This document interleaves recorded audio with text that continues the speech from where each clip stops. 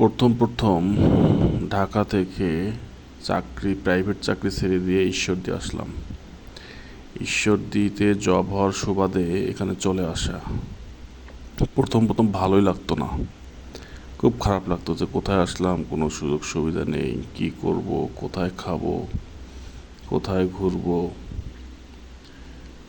অনেক খারাপ লাগতো। তো আস্তে আস্তে ঈশ্বরদী ভালো লাগা শুরু করেছে। আসলে ঈশ্বরদী একটা গ্রাম টাইপ শহর। এখানে পাকা রাস্তা আছে, এখানে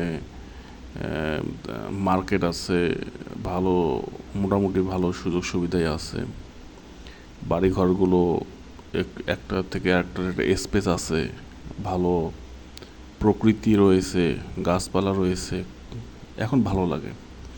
তো এই রোডটা হচ্ছে আলোবাগ মোড় থেকে বকুলের মোড়, এই দিকটাতেই আমি থাকি।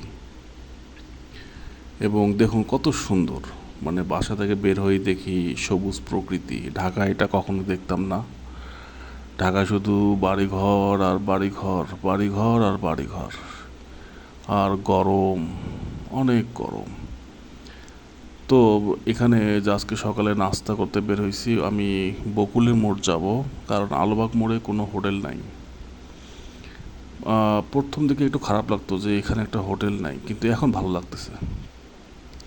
এই যে দেখুন কত সুন্দর প্রকৃতি, সবুজ, রাস্তা দিয়ে হাঁটছি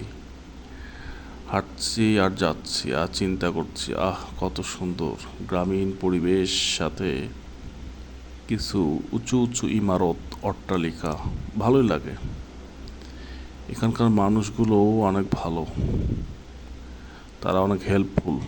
আমরা রমজান মাসে আসছিলাম, হঠাৎ করে যেহেতু নতুন জায়গা, বাসা খুঁজে পাচ্ছিলাম না, খাবার দাবারও সমস্যা ছিল।